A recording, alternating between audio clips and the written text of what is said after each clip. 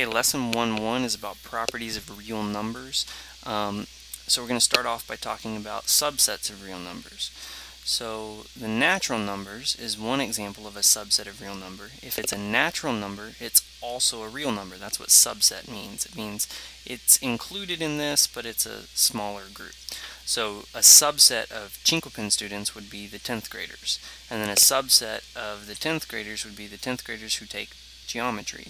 So subset means there's still a 10th grader, they're still a Chinkopin student, but they're also a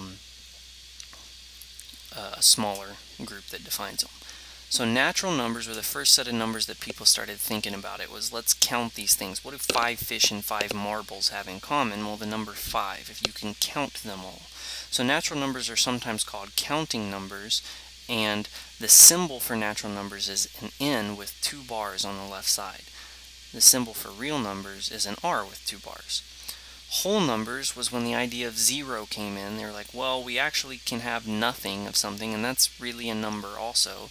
So the set of whole numbers describes the natural numbers was 0 also. And then integers came along, and we started thinking about negative numbers and the fact that you can have less than 0, as many Americans do. And the symbol for integers is kind of strange. It's a Z. It's because the guy that defined integers was German, and the German word for numbers is starts with a Z. So integers, all the negative numbers plus the whole numbers. All the negative numbers that are like whole numbers, so they're the opposite. And then the rational numbers. Rational numbers are things that can be written as fractions. I'm sure that they are your favorite type of number. So a fraction that can be written as an integer on top and an integer on bottom. So this, for example, would not be an appropriate way to write a rational number. You can make this rational. You could write it as 12 over 40, and these things are equal. This is a rational number. This is not a good way to write the thing. It means it can be written as a fraction with an integer on top and an integer on bottom. So for example, pi over 4, pi is not an integer. We're about to talk about pi as a irrational number. This is not a rational number. The number 2, for example, is a rational number. You could write it as 2 over 1. That's an integer on top, integer on bottom. It's a fraction. 2.5 is also a rational number, because you could write that as 25 over 10. You could write it as 5 over 2. As long as you can write it with a fraction on top and fraction on bottom, then it's a rational number. Irrational numbers are numbers like pi. Here are a few other ones. This is e and this is phi, and we'll talk about those later. They're decimals that don't repeat and don't terminate. They keep going forever. So this is pi. That makes it irrational. You couldn't write that as a fraction on the top and the bottom because it keeps going forever. The number 0.3 repeating is not an irrational number. You could write that as 1 over 3. And that's actually true of any decimal number that repeats. If it repeats at some point, so 1.12536, if this 536 started repeating, what that means is you could write that as a rational number. So if it repeats or if it stops at some point as a decimal, it's not an irrational number. So like I said, here are a few of the numbers that we'll use, and then also if it's a square root of something that isn't a perfect square, if you tried to write that as a decimal, it wouldn't repeat and it would never stop, so it's actually an irrational number.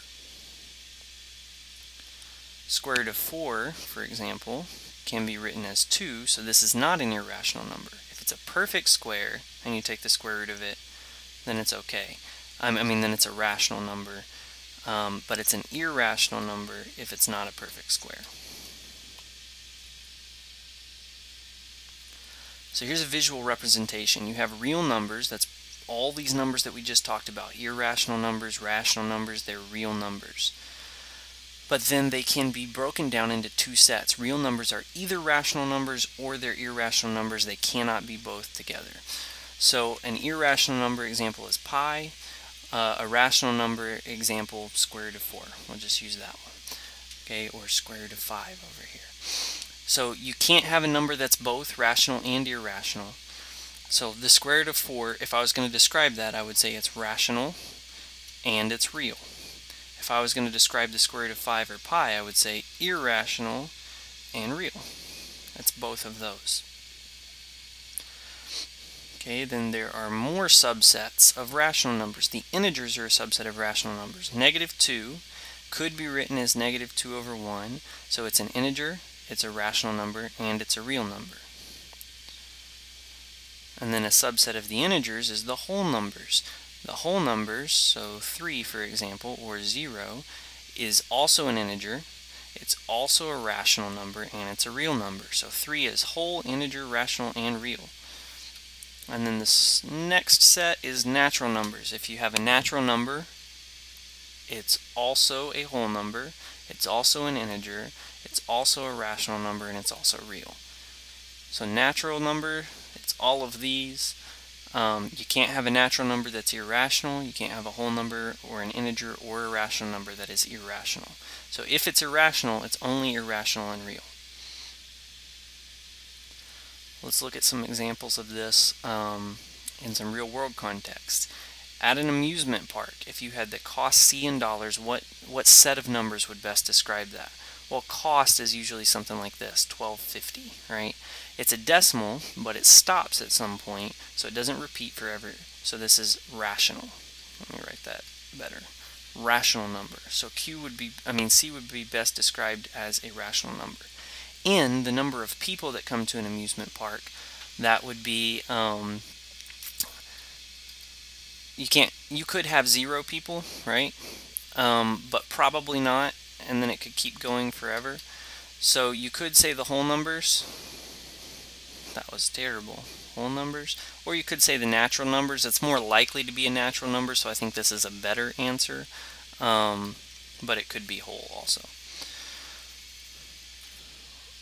So there's the answer for that. So I want you to pause and try and answer this question, and then hit play to see what the solution is. Alright, so the solution is height is a rational number. So this n is supposed to be the h. Height is a rational number, and s would be an irrational number. You could make an argument that height could be an irrational number, or you could make an argument that s could be a rational number. So let me show you an example of how s could be a rational number. If the height was 4, then this would be 1200 over 2, which would be 600, okay, and then this is a rational number. So height could be rational or irrational, but there are more numbers that you could plug in for h that would give you an irrational number. So I'll do one example. Square root of 10, okay, this is an irrational number because this is an irrational number. So most numbers that you plug in here will give you an irrational number, so that's a better answer. Profit or loss, again, pause and try and answer. And then the solution is the week is one of the first 52 natural numbers, and profit is going to be a rational number. Profit's going to be something like you made $1,000 that day, or maybe $1,000.01, a rational number.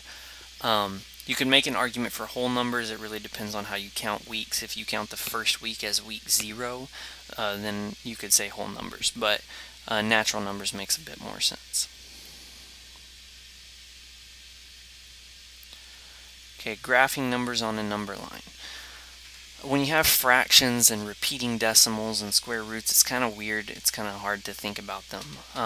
So I like to think about them as decimal numbers. So this one I'll think about, okay, well, it's about 1.8 because 77777. This one's about -1.5. This one's about, well, what is it about? I know it's bigger than the square root of 4 because 5 is bigger than 4, and square root of 4 is 2. I know it's smaller than the square root of 9 because 5 is less than 9. So it's somewhere in between 2 and 3. Okay, so this is 2 point something. And it's actually going to be closer to 4 than it is to 9. 5 is closer to 4 than it is to 9. So we're going to be closer to 2 than we are to 3. So this is something less than 5, than 2.5. -1, -2. So then let's go ahead and plot these on the number line. So -1.5 positive 1.8. So this is 1.7 repeating, but I think about it like that because it's easier to graph. And this is going to be like around 2.3, so something like this, less than 2.5. And if you want to know exactly what it is, you could use a calculator. It's 2.23. Okay, but on the quizzes you're going to be asked to do this without a calculator, so you just need some kind of estimate that's pretty close. Okay, we're going to compare two decimals that are also square roots. That's kind of a pain, but if you think about it like this, what's the square root of 25? 5. What's the square root of 1? 1. So this is going to be -5 and -1, except we have this decimal point that we have to put somewhere. So a quick reminder of how decimal multiplication works. If I did 0.05 times 0.05, 5 times 5 is 25, and then I would have 1, 2, 3, 4 numbers that are behind a decimal point.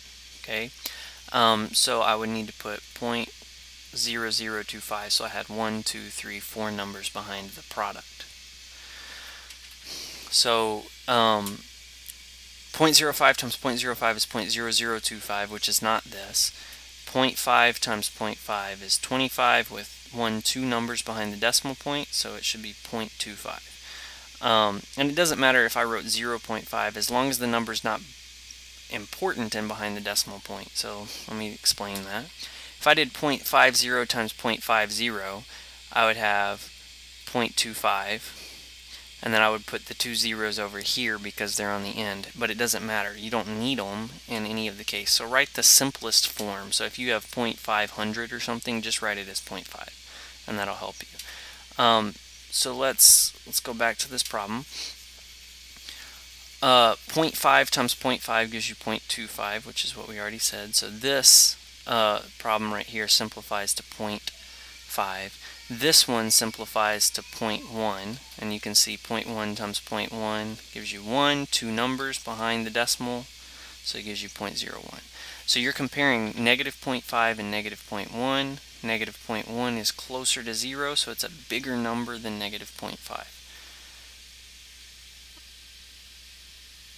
Okay, we're going to talk about opposite and additive inverse. These mean the exact same thing. You've heard the term opposite before. It means what do you add to 0 to give you, what do you add to 2 in order to give you 0? And the answer is -2. So the opposite of 2 is -2. The reciprocal of 2, the technical definition means what do you multiply by 2 to give you 1? 1/2. Okay, so let's look at a couple examples. The opposite, or the additive inverse of -3.2 is going to be a positive 3.2. If you added these two together, you would get 0. So this is the opposite. And then the opposite of 3/5 is going to be -3/5. If you added these two together, you would get 0. The reciprocal, or the multiplicative inverse, reciprocal, I think that's right, means what do you multiply by -3.2 in order to get 1? And the answer is 1 over -3.2. If you multiplied that by -3.2, these would cancel out, and you would get 1. So this is the reciprocal. The reciprocal of 3/5 is what do you multiply by 3/5 in order to get 1? And the answer is 5 over 3. 5 over 3 times 3/5, everything cancels and you get 1. Okay, so this is the reciprocal. If you have a fraction, you can just flip the number to find the reciprocal. If you have something other than a fraction, you write 1 over that number to find the reciprocal.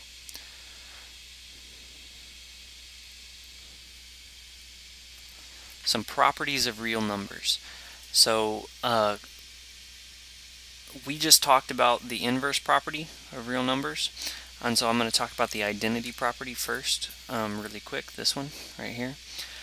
The identity property of addition means what do you add to a number in order to get the exact same number. So for addition, the answer is 0. You add 0 to a number, you get the same number. For multiplication, it means what do you multiply by a number to get the same number. 2 times what gives me 2? The answer is 1. So the identity for addition is 0, and the identity for multiplication is 1. And so that's what you're looking for when you do the inverse. You're looking for the identity in each case. A times 1 over A gives you the identity for multiplication. The term closure means that when you add two real numbers together, you get another real number. So if I did 2 plus 3, I would get 5, which is also a real number. If I did 2 times 3, I would get 6, which is also a real number. So they are closed. That's what that term means. Any two real numbers that you add together, you get another real number. Any two numbers that you multiply together, you get a real number. Commutative property of real numbers. Or actually, you know what? Let me tell you an example of something that's not closed. So this is an irrational number. If I multiply it by another irrational number, the square root of 5, I get 5. Square root of 5 times square root of 5 is 5. 5 is not an irrational number. So irrational numbers are not closed. They don't have the closure property of multiplication. Because if you multiply two irrational numbers together, you can get something that's not irrational. So that's just an example of why this isn't just, it's kind of obvious with real numbers, but it's not true with all sets of numbers. Commutative property means it doesn't matter which order you do it in. If I said 2 plus 3 or if I said 3 plus 2, I would get the same thing. Same thing is true of multiplication. The associative property means actually if you have a bunch of things, the order doesn't matter. So 2 plus 3 plus 5 is the same thing as 5 plus 3 plus 2, same thing as 5 plus 2 plus 3. It doesn't matter what the order is. And I could change these to multiplication and it would be the same thing. So associative property means the order doesn't matter even if there are a bunch of them. And then we talked about identity and inverse. Distributive is the last one. It means you multiply. You can add two numbers and then multiply, or you can multiply each number first. So let me do an example. Okay, I could add these two numbers together and get 8, and then multiply, and I would get 16. Or I could do 2 times 5 and 2 times 3, and then add them together, and I would get 10 plus 6, which is 16, and it's the same thing. So the distributive property says if you have multiplication and you have addition on the inside, if you distribute that 2 to each term, you'll get the same answer. So that's the distributive property. Okay, so we're going to say which property is illustrated. So if you look at this, you have a number, you have the opposite of that number being added to it, and you get 0. What this property is, you have addition, so it's going to be a property of addition. If you look back here, we have addition and multiplication for each property, so you got to specify which one it is. And then this is the inverse property. When you add the opposite, you get the identity. It's the inverse property of addition. That's the way you would say that. Alright, this one right here. This is -4 times 1, so that looks like point, but it means times. If you look at the left side of the equation, the only difference between the left and the right side is this -4 times 1 in parentheses, and then on the other side you have -4. It's simplified. The -2, essentially you can ignore that because it doesn't change. So what is this property? You multiply something by 1, you get the same thing. The name for that property is the identity property, because you get the same thing, and then of multiplication, because we're talking about multiplication here. So you'll be asked lots of questions like that, and you need to be able to identify which one it is. And then the last example is about absolute value, and this is key right here. The absolute value of a number, of a real number, is its distance from 0 on the number line. So all we're interested in is distance. We're not really interested in which direction do you go, if you go left or right. And this is going to be kind of obvious right now, but later when we start doing things like this, the absolute value of x plus 3, and we graph it, it's not going to be as obvious. But if you understand the concept, it's the distance from 0 on a number line, then that'll help you. So -4, how far is -4 from 0 on the number line? It's 1, 2, 3, 4. 0, how far is 0 from 0 on a number line? It's at 0, so it's 0. -1 times -2, it's saying figure out what this is and then tell me how far it is from 0 on a number line. So 2 is 2 from 0 on a number line. One of the mistakes I see often is students will think that the absolute value means you make the stuff positive. And so they'll think the absolute value of negative 3 plus 2 means 3 plus 2, which is 5. And that's not true. The absolute value means how far is this. Another way I could say it is how far is this from 0. So you got to calculate what that is. It's negative 1. Okay, and negative 1 is 1 away from 0. So if you remember that, absolute value means how far are you from 0. You won't make this mistake and you'll get the right answer.